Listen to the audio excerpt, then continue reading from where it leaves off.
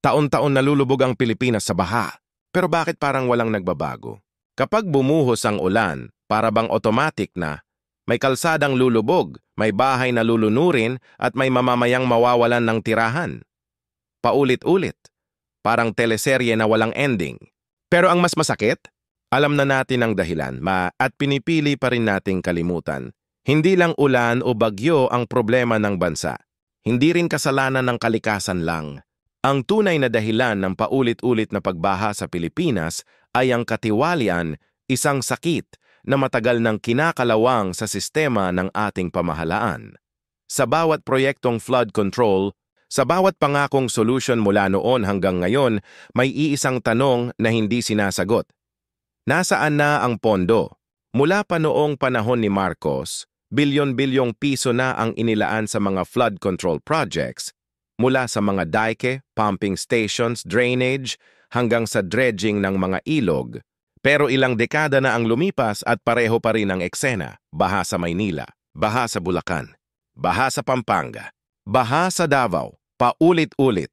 Ang bawat baha ay hindi lang dala ng ulan, kundi ng nakaw na pondo, ng mga proyektong hindi natapos, at ng mga opisyal na mas piniling magbulsa kaysa magtayo ng matibay na depensa laban sa kalikasan. May mga flood wall na bumigay matapos lang ang isang taon. Mga pumping station na hindi gumagana dahil kulang sa maintenance. Mga kontratang pinirmahan, pero hindi kailanman natapos. Ang nakakatakot, tila naging normal na sa atin ang ganitong sistema. Sanay na tayong sisihin ang ulan, ang bagyo, ang climate change, pero bihira nating banggitin ang mga pangalang dapat managot ang bawat pamilyang lumilikas tuwing tag-ulan. Sila ang tunay na biktima ng katiwalian. Habang ang mga opisyal ay nasa malalaking opisina, tuyo at ligtas, ang mga ordinaryong Pilipino ay nakalublob sa baha, nag-aantay ng ayuda at umaasang next year baka mas maayos na. Pero ilang next year na ba ang lumipas? Ilang pangulo, ilang administrasyon na ang dumaan? At heto tayo, parehong eksena, parehong dahilan. Kaya sa video na ito, babalikan natin ang kasaysayan ng mga flood control project ng gobyerno. Kung paano nagsimula, saan nagkamali, at bakit hanggang ngayon, tila wala pa ring pagbabago. Dahil kung hindi natin iintindihin ang ugat ng problema, mananatili tayong basa, lumulubog, at umaasang lilipas din ang ulan. Ang baha ay hindi lang tubig. Ito ay alaala ng bawat pagkakamaling hindi itinuwid at bawat perang nawala sa kamay ng mga tiwali. Ito ang kasaysayan ng ating mga kalsadang lumulubog at ang pamahalaang patuloy na binabaha ng katiwalian. Tuwing tag-ulan, paulit-ulit nating naririnig sa balita, baha sa Maynila, baha sa Cavite, baha sa Bulacan, parang normal na lang. Pero kung iisipin, ilang dekada na itong problema. Kaya tanong ng marami, bakit hanggang ngayon, parang walang pagbabago? Ang sagot? Hindi lang ulan, hindi lang basura at hindi lang kakulangan ng drainage system. Nasa mismong sistema ang ugat ng problema, ang katiwalian sa pamahalaan. Noong mga nakaraang dekada, maraming proyekto ang inilunsad ng gobyerno para masolusyonan ang pagbaha. Mula sa mga flood control master plans, dike constructions hanggang sa multi-billion drainage projects. Pero sa bawat proyektong ito may iisang isyong paulit-ulit na lumulubog, korupsyon. Halimbawa, noong panahon pa ng Marcos administration, may mga malalaking proyekto na dapat sana'y magpapababa ng baha sa Metro Manila. Pero ayon sa ilang ulat at historical documents, karamihan sa mga kontratang ito ay napunta sa mga crony companies, mga kumpanyang malapit sa mga taong nasa kapangyarihan. Sa halip na kalidad na infrastruktura, mga substandard na proyekto ang itinayo, mga dike na madaling bumigay, mga kanal na hindi natapos, at mga equipment na overpriced. Ang mas masakit, ginamit pa ang mga proyektong ito bilang pang-PR ng mga politiko habang ang taumbayan ang nagdurusa taon-taon sa baha. Hindi lang ito nangyari noon. Hanggang ngayon, umiikot pa rin ang parehong sistema. May mga proyekto na nilaanan ng milyon-milyong pondo, pero kung i-inspeksyonin, wala naman o hindi maayos ang pagkakagawa. Kapag umuulan, bumabalik ang parehong problema. Pero sa mga dokumento, completed daw ang proyekto. Ganito ang itsura ng sistemang inuubos ng korupsyon, parang kanal na barado. Kahit gaano kalakas ang ulan ng pag-asa, hindi makapasok ang progreso dahil puno ng dumi ng katiwalian. Ang flood control project ay dapat simbolo ng proteksyon ng pamahalaan sa mamamayan.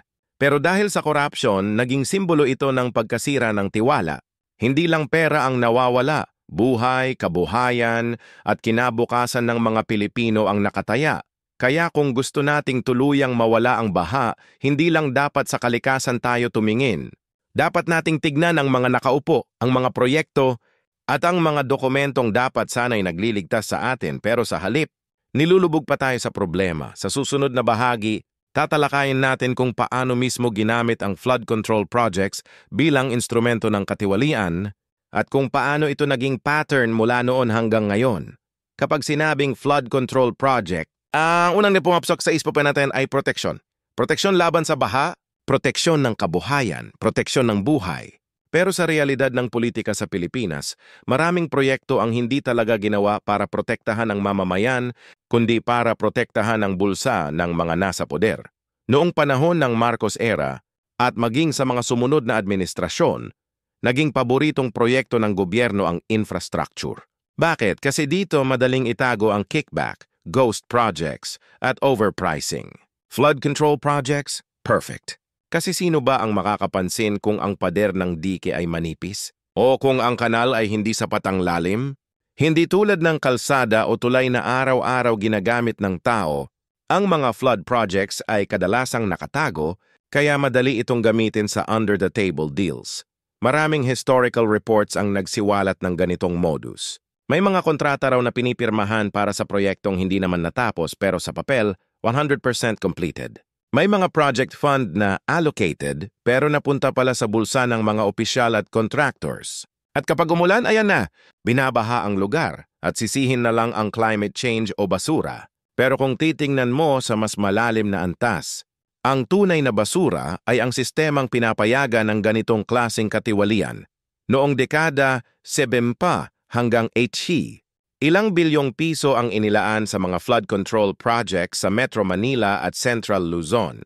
Ngunit ayon sa mga audit at report ng ilang ahensya, halos kalahati sa mga iyon ay hindi nagamit ng tama. Ibig sabihin may pera, may proyekto pero walang resulta. At sa tuwing may bagyo, bumabalik ang parehong tanong ng mga tao, nasaan ang pondo? Ang mas malungkot pa, kahit matapos na ang Marcos administrasyon, nagpatuloy pa rin ang ganitong pattern sa mga sumunod na taon. Mula sa mga lokal na proyekto hanggang sa national programs, ginawang opportunity ng ilang opisyal ang bawat proyekto. Flood control, road widening, drainage rehab, lahat ito ginawang negosyo ng corruption. Kaya ang mga dapat sana'y solusyon, naging problema. Ang mga dapat nagtatanggol sa atin laban sa baha, sila pa ang dahilan kung bakit tayo lumulubog. Ang flood project ay dapat simbolo ng pag-asa. Pero sa kamay ng tiwaling sistema, ito ay naging simbolo ng kasakiman. Kaya kung gusto nating tuluyang maunawaan ang baha sa Pilipinas, hindi sapat na pag-aralan lang ang ulan, dapat din nating aralin ang kasaysayan ng corruption sa likod ng bawat proyektong dapat sana'y nagligtas sa atin. Hindi lang basta proyekto, kundi mga simbolo ng pangakong hindi natupad. Mula Marcos hanggang sa kasalukuyang administrasyon, ilang flood control projects na ba ang ipinangako, pinondohan, pero hanggang ngayon, baha pa rin ang resulta. Noong panahon ni Ferdinand Marcos Sr., inilunsad ang tinatawag na Metro Manila Flood Control Master Plan. Layunin nitong protektahan ang kabisera laban sa malalakas na bagyo. Pero ayon sa ilang historical reports, marami sa mga kontrata nito ay napunta sa mga kumpanyang malapit sa pamahalaan, tinatawag na crony firms. Sa halip na matibay na dike at maayos na kanal, ang natapos ay mga substandard structures at proyekto na agad nasira matapos ilang taon. Lumipas ang ilang dekada. Pumasok ang mga bagong administrasyon, Cory Aquino, Ramos Estrada, Arroyo, Aquino Jr. at Marcos Jr. Ngunit pareho pa rin ang problema, baha at katiwalian. Noong early 2000s, sinimula ng Paseo de Roxas Drainage Improvement Project sa Makati. Budget, daan-daang milyon. Pero ilang taon lang matapos itong ipatupad, nagreklamo na agad ang mga residente. Dahil tuwing ulan, lubog pa rin ang EDSA at Ayala Avenue.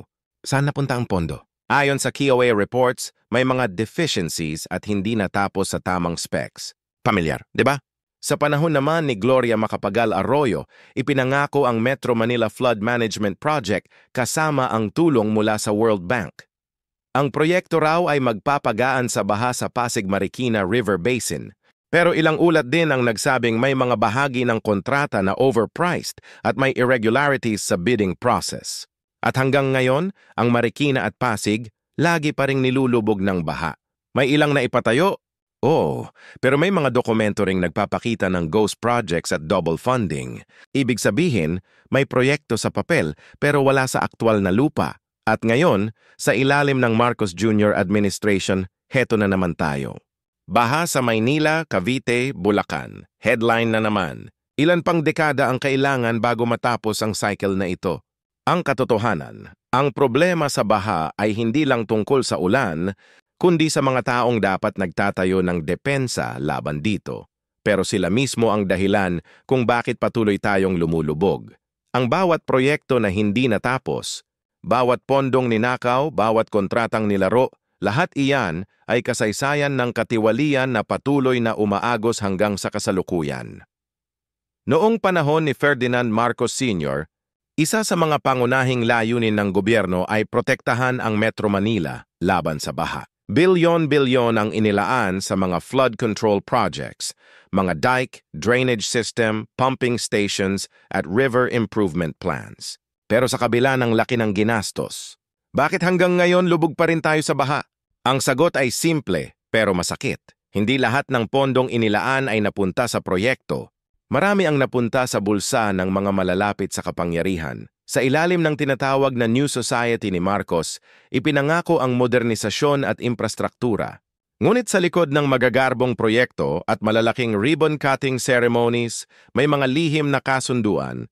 Maraming kontrata ang ipinagkaloob sa mga crony companies, mga negosyanteng malapit sa pamilya Marcos at mga opisyal ng pamahalaan.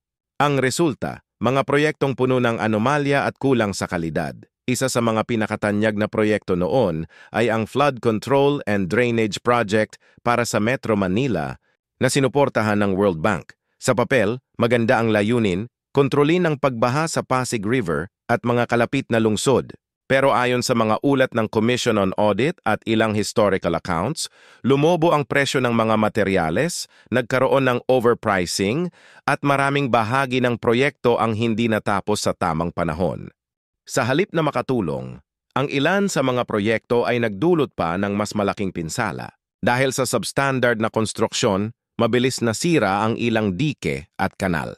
May mga pumping station na hindi gumana ng maayos dahil sa kakulangan ng maintenance.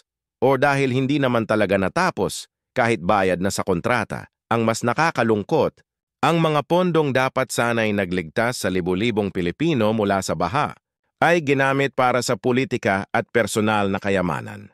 Kailangan nating maging bahagi ng pagbabago sa simpleng paraan man lang tulad ng pag-alam, pagbabahagi, at pagtuturo ng katotohanan sa iba. Dahil sa panahon ngayon, ang pinakamakapangyarihang sandata ay kaalaman. Kaya kung gusto mong malaman pa ang mga kwento sa likod ng mga proyekto, pangako at pandarayang binura sa pahina ng kasaysayan, kung gusto mong maunawaan kung paano paulit-ulit na nangyayari ang parehong pagkakamali, ito ang tamang lugar para sa iyo. Mag-subscribe sa Philippine History Life para sa mga kwento ng katotohanan na hindi tinuturo sa paaralan. Dahil dito, hindi lang tayo bumabalik sa nakaraan. Binubuksan natin ang mata ng kasalukuyan. Tandaan mo, ang kasaysayan ay hindi lang tungkol sa kung ano ang nangyari. Ito ay babala kung ano ang pwedeng mangyari muli. At kung gusto mong magbago ang hinaharap, kailangan mo munang maintindihan ang nakaraan. Kaya bago matapos ang video na ito, tanungin mo ang sarili mo. Hanggang kailan tayo malulunod sa parehong kasalanan? At sino ang handang lumangoy pataas para hanapin ang katotohanan